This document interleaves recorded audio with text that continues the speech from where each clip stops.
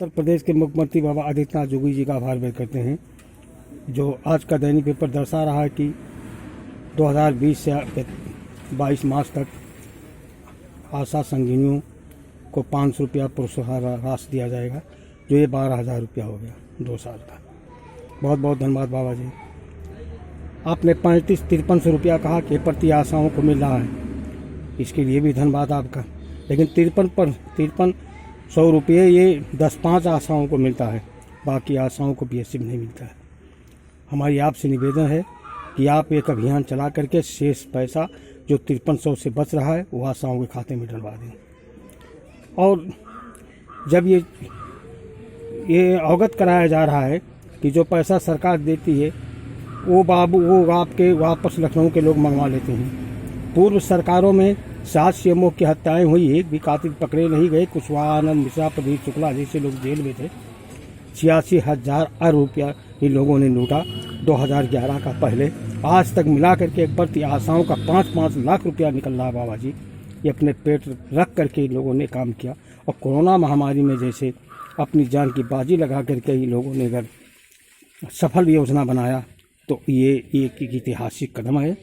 प्रशंसा का पुल तो दुनिया बांधती है, लेकिन जब प्रशंसा का पुल बांधने के साथ साथ प्रशंसा का पात्र लोगों को मजबूत करे तो समझा जाए कि हाँ कुछ समझ में आ रहा है कि भाई प्रशंसा किया गया और यह सौगात इनको दिया गया।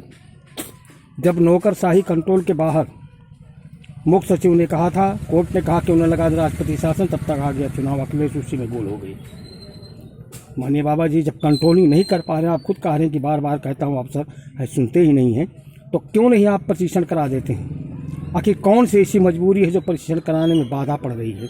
हम ये नहीं कह रहे कि आप इनको 50,000 दीजिए, 20,000 दीजिए, 30,000 दीजिए। आप प्रशिक्षण करा करके इनका उत्तम भविष्य बनवाएं।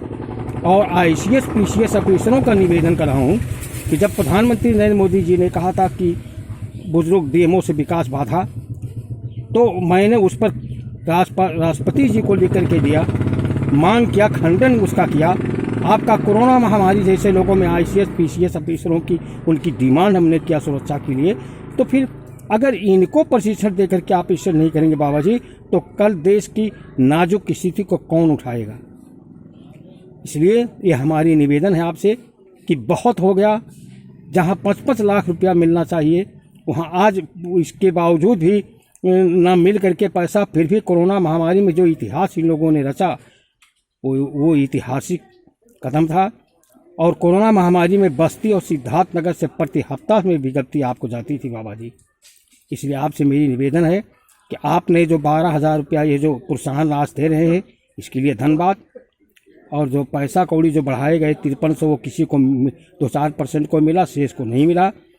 ऐसे परिस्थितियों में आप सारी योजनाओं को समाप्त करके आप मात्र 6 महीने का प्रशिक्षण दे दें, मान दें जो आपके समझ में आता वो लगा दीजिए, उसके लिए बात नहीं किया जाएगा, क्योंकि इनका कोई ठिकाना नहीं है। बाल विकास परियोजना मतलब का होता आज है कल नहीं है। आंगनबाड़ियों को 70 साल 40 साल से इस तरह से अंधेरे में रखा गया।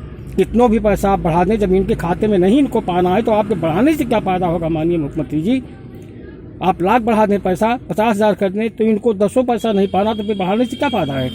इसलिए सब कुछ रोक ताक करके आप जो इनको प्रशिक्षण करा दें। मुख्य CMO ने तो कहा था कि जो है 100% भुगतान कराएंगे और भविष्य में ख्याल रखेंगे। कहा गया भुगतान, उनका ऑर्डर भी करीब 10-15 दिन हो जा रहा है, उस पर भी कोई प्रतिक्रिया नहीं हो रही है। अंत में मैं निवेदन करूंगा कि आशा आंगनबाड़ी संगिनियों को आप प्रशिक्षण करा दें बाबा जी, जिससे कि इनका उज्जवल भविष्य हो, एक इनकी पहचान बने, इनका भी हौसला बने। ये कई साल 40 साल से बताइए आप महिलाओं से कमीशन पर पैसा लेकर के काम कराते, वो भी कमीशन को पैसा नहीं मिलता है। ये देश कहाँ से मजबूत होगा? अगर निचली कड़ी को आप मजबूत नहीं करेंगे तो हवाई महल कई दिन तक टिकेगा। ऐसे में आपसे निवेदन है कि आप तत्काल इन्हें प्रशिक्षण कराने की प्रशिक्षण करा दें। स्वास्थ्य मंत्रालय ने पहले ही घोषित कर चुका 3/3/19 को।